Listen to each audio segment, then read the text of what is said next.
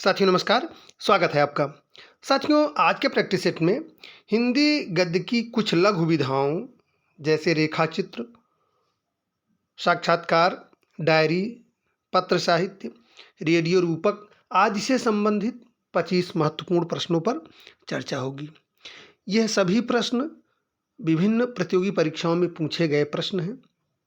यथोचित व्याख्या करने का भी प्रयास किया जाएगा, तो वीडियो को अंत तक जरूर देखिए। जो भी साथी चैनल पर नए हैं प्लीज़ चैनल को सब्सक्राइब करें, बेल आइकन पर ऑल सेट कर दें जिससे आपको हमारे प्रत्येक वीडियो का अपडेट मिलता रहे। तो चलिए साथियों आज की चर्चा शुरू करते हैं। देखते हैं आज के प्रैक्टिस सेट का पहला प्रश्न। आज के प्रैक्टिस सेट का पहला प्रश्न है साथियों, महादेवी वर्मा कृत नीलकंठ की विधा है आत्मकथा, जीवनी, रिपोर्टाज, रेखाचित्र। तो इसका सही उत्तर है साथियों विकल्प संख्या 4 रेखाचित्र। महादेवी वर्मा कृत नीलकंठ की विधा है रेखाचित्र। ठीक है, बढ़ते हैं आगे, देखते हैं प्रश्न संख्या 2।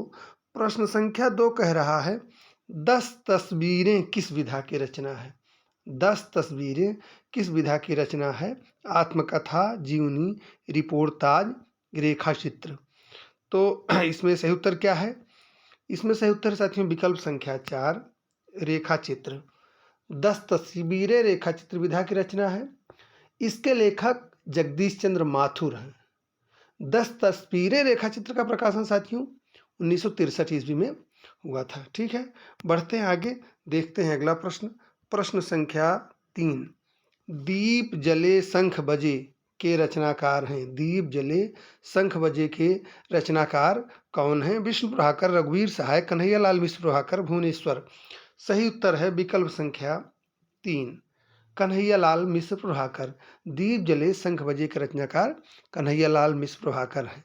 ठीक है, यह रेखाचित्र विधा की रचना है। बढ़ते हैं आगे, देखते हैं अगला प्रश्न। प्रश्न संख्या 4, रेखाएं बोल उठी रेखाचित्र किसने लिखा है? रेखाएं बोल उठी रेखाचित्र किसने लिखा है? देवेंद्र सत्यार्थी, शांति प्रिय द्विवेदी, शिव पूजन सहाय, उपेंद्रनाथ अस्क। तो इसका सही उत्तर है साथियों विकल्प संख्या 1 देवेंद्र सत्यार्थी।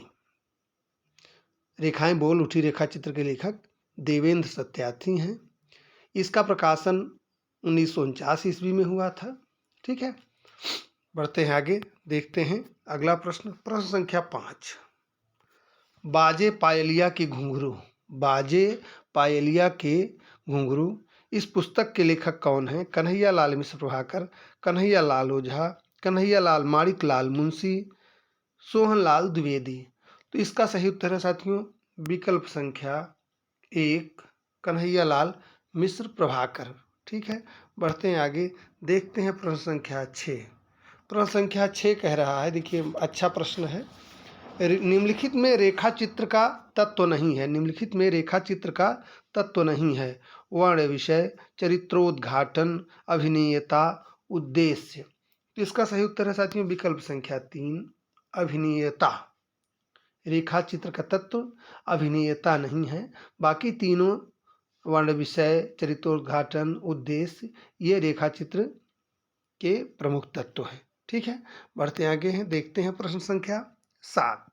प्रश्न संख्या 7 कह रहा है एक साहित्यिक की डायरी। एक साहित्यिक की डायरी के लेखक हैं हरिवंश राय बच्चन, रघुवीर सहाय, धीरेन्द्र वर्मा, मुक्तिबोध।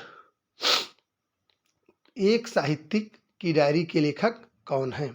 सही उत्तर इसका साथियों विकल्प संख्या 4 मुक्तिबोध। एक साहित्यिक की डायरी, ये डायरी विधा की रचना है। ये मुक्तिबोध जी द्वारा लिखी गई, गजानन माधव मुक्तिबोध द्वारा लिखी गई रचना है इस ठीक है, बढ़ते हैं आगे, देखते हैं अगला प्रश्न। प्रश्न संख्या 8। प्रश्न संख्या 8 कह रहा है मास्टर मनबोध की डायरी के रचयिता हैं डॉक्टर धीरेन्द्र वर्मा, डॉक्टर विवेक राय, डॉक्टर रामस्वरूप चतुर्वेदी, डॉक्टर रमासेन गुप्ता। तो इसका सही उत्तर है साथियों विकल्प संख्या 2 डॉक्टर विवेक राय। ठीक है, बढ़ते हैं आगे, देखते हैं अगला प्रश्न। प्रश्न संख्या 9। प्रवासी की डायरी के रचयिता हैं निर्मल वर्मा, हरिवंश राय बच्चन, अज्ञेय, रघुवीर सहाय। प्रवासी की डायरी के रचयिता हैं निर्मल वर्मा, हरिवंश राय बच्चन, अज्ञेय, रघुवीर सहाय। तो इसका सही उत्तर है साथियों विकल्प संख्या 2 हरिवंश राय बच्चन। प्रवासी की डायरी के रचयिता हरिवंश राय बच्चन है। ठीक है, ये भी डायरी विधा की ही रचना है। ठीक है, अगला प्रश्न देखते हैं, प्रश्न संख्या 10। यह भी डायरी विधा से ही प्रश्न है। कमलेश्वर द्वारा लिखित डायरी विधा की रचना है। दिल्ली मेरा परदेश, देश देशांतर, क्या खोया क्या पाया, सैलानी की डायरी। तो इसमें सही उत्तर है साथियों विकल्प संख्या 2 देश देशांतर। देश देशांतर कमलेश्वर जी द्वारा लिखित डायरी विधा की रचना है। यह 1992 ईस्वी में प्रकाशित हुई थी, देश देशांतर। ठीक है, बढ़ते हैं आगे, देखते हैं अगला प्रश्न, प्रश्न संख्या 11। प्रश्न संख्या 11 कह रहा है सैलानी की डायरी के रचनाकार हैं डॉक्टर देवराज, राजेंद्र अवस्थी, मुक्तिबोध, हरिवंश राय बच्चन। तो इसका सही उत्तर है साथियों विकल्प संख्या 2 राजेंद्र अवस्थी। सैलानी की डायरी के रचयिता कौन है? राजेंद्र अवस्थी हैं। ठीक है, बढ़ते हैं आगे, देखते हैं अगला प्रश्न, प्रश्न संख्या 12। यह प्रश्न साक्षात्कार से है। साक्षात्कारकर्ता के लिए अनिवार्य गुण नहीं है स्पष्टवादिता, तार्किकता, सुंदरता, मृदुभाषिता। तो इसमें सही उत्तर है साथियों विकल्प संख्या 3। साक्षात्कर्ता के लिए सुंदरता अनिवार्य गुण नहीं है, बाकी तीनों गुण होना आवश्यक है। ठीक है, बढ़ते हैं आगे, देखते हैं अगला प्रश्न, प्रश्न संख्या 13। बहुत अच्छा प्रश्न है, बहुत ध्यान से देखिए साथियों इसको। निम्नलिखित में कौन सा कथन सही नहीं है? साक्षात्कार समाचार पाने का महत्वपूर्ण साधन है। साक्षात्कार सूचना लेने का प्रामाणिक साधन नहीं है। साक्षात्कार सूचना लेने का विशिष्ट माध्यम है। साक्षात्कार आज की पत्रकारिता की महत्वपूर्ण जरूरत है। इसका सही उत्तर क्या है साथियों? इसका सही उत्तर है विकल्प संख्या 2। इसमें यही कथन सही नहीं है। साक्षात्कार सूचना लेने का प्रामाणिक साधन नहीं है, यह कथन उचित नहीं है, क्योंकि साक्षात्कार आज की पत्रकारिता की महत्वपूर्ण जरूरत है तथा समाचार पाने व सूचना लेने का महत्वपूर्ण माध्यम भी है। ठीक है, बढ़ते हैं आगे, देखते हैं प्रश्न संख्या 14। प्रश्न संख्या 14 कह रहा है जीवन यात्रा का कोलाज। जीवन यात्रा का कोलाज इसके लेखक कौन हैं? जानकी वल्लभ शास्त्री, डॉक्टर जगदीश जोशी, डॉक्टर विवेक राय, डॉक्टर श्याम सुंदर घोष। तो इसका सही उत्तर है साथियों विकल्प संख्या 2 डॉक्टर जगदीश जोशी। जीवन यात्रा का कोलाज के लेखक डॉक्टर जगदीश जोशी हैं। ठीक है, बढ़ते हैं आगे, देखते हैं अगला प्रश्न, प्रश्न संख्या 15। प्रश्न संख्या 15 कह रहा है पत्थर का लंप पोस्ट साक्षात्कार संग्रह के लेखक कौन हैं? पत्थर का लंप पोस्ट साक्षात्कार संग्रह के लेखक कौन हैं? कैलाश कल्पित, शरद देवड़ा, प्रेम कुमार, रणवीर रांगरा। तो इसका सही उत्तर क्या साथियों? इसका सही उत्तर है विकल्प संख्या 2 शरद देवड़ा। ठीक है, कौन इसके लेखक हैं? शरद देवड़ा। ठीक है, बढ़ते हैं आगे, देखते हैं अगला प्रश्न, प्रश्न संख्या 16। प्रश्न संख्या 16 कह रहा है मित्र संवाद किसके बीच होने वाले पत्रों का संकलन है? मित्र संवाद किसके बीच होने वाले पत्रों का संकलन है? बहुत महत्वपूर्ण, बहुत अच्छा प्रश्न है।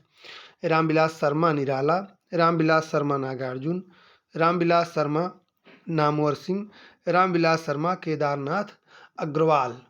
तो इसका सही उत्तर क्या है साथियों? इसका सही उत्तर है विकल्प संख्या 4 मित्र संवाद रामविलास शर्मा और केदारनाथ अग्रवाल के बीच होने वाले पत्रों का संकलन है। इसे रामविलास शर्मा जी ने 1992 ईस्वी में प्रकाशित कराया था।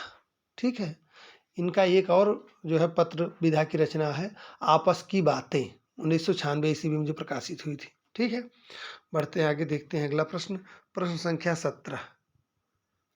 अक्षर अक्षर यज्ञ किसके पत्रों का संग्रह है? अक्षर अक्षर यज्ञ किसके पत्रों का संग्रह है?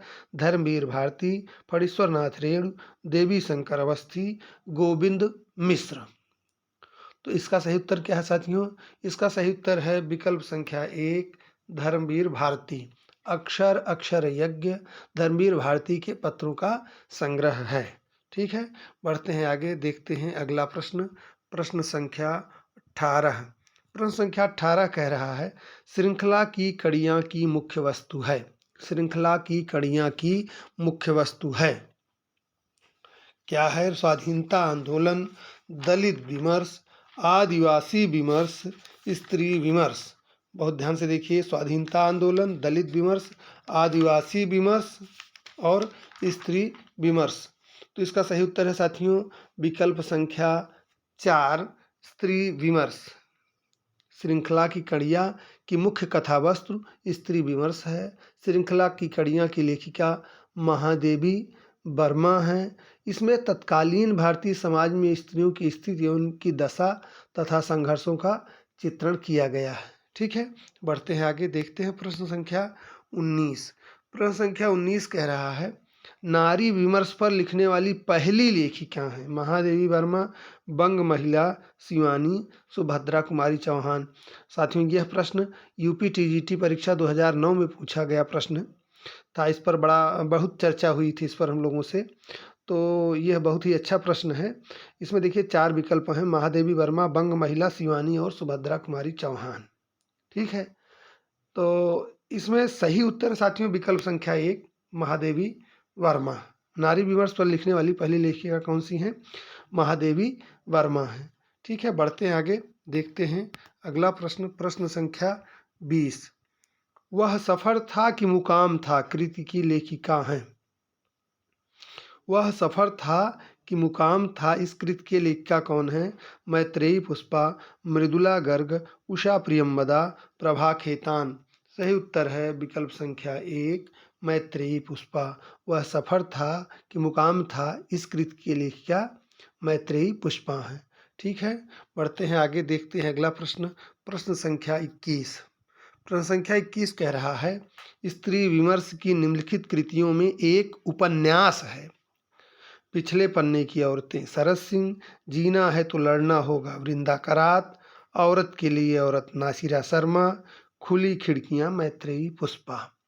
तो इसका सही उत्तर है क्या साथियों? इसका सही उत्तर है विकल्प संख्या 1, पिछले पन्ने की औरतें सरत सिंह। स्त्री विमर्श की कृतियों में यह जो है सरत सिंह का उपन्यास है पिछले पन्ने की औरतें, औरत के लिए औरत ये नासिरा शर्मा की, और खुली खिड़कियां ये जो है मैत्रेयी पुष्पा की। ये दोनों जो है आलोचनात्मक रचनाएं हैं। ठीक है, बढ़ते हैं आगे, देखते हैं अगला प्रश्न। प्रश्न संख्या 22।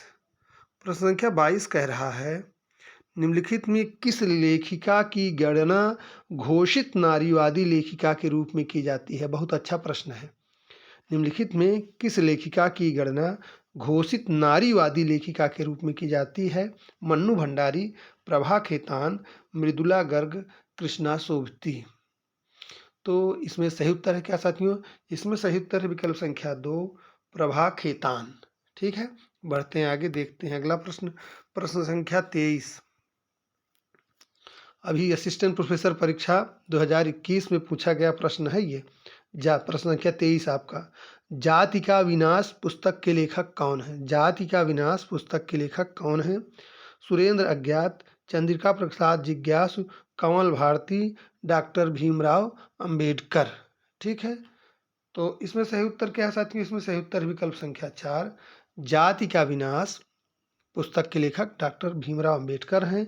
इस पुस्तक का प्रकाशन 1936 ईस्वी में हुआ था। ठीक है, बढ़ते हैं आगे, देखते हैं प्रश्न संख्या 24। प्रश्न संख्या 24 कह रहा है, शब्द झूठ नहीं बोलते नामक पुस्तक के लेखक हैं।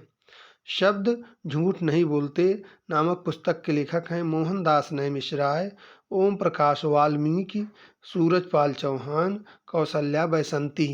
तो इसका सही उत्तर है विकल्प संख्या 2, ओम प्रकाश वाल्मीकि।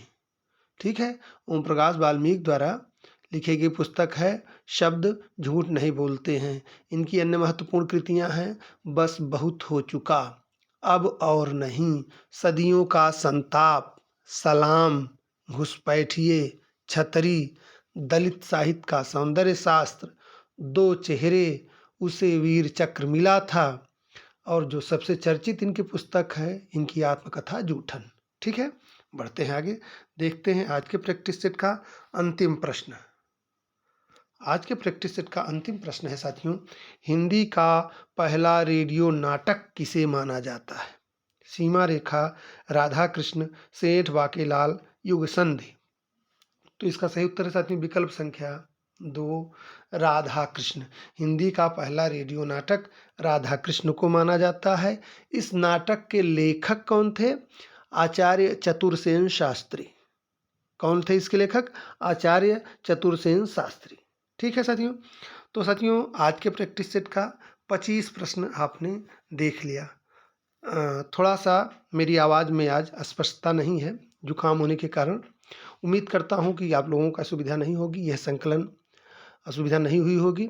यह संकलन मेरा आपको पसंद आया होगा। पसंद आया हो तो अपनों के साथ शेयर करें। जो भी साथी चैनल पर नए हैं प्लीज़ चैनल को सब्सक्राइब ज़रूर करें। कमेंट करके हमें अपने सुझाव परामर्श दे सकते हैं। ठीक है, तो आज के लिए इतना ही। मिलते हैं अगले वीडियो में एक और प्रैक्टिस के साथ। तब तक के लिए धन्यवाद। नमस्कार।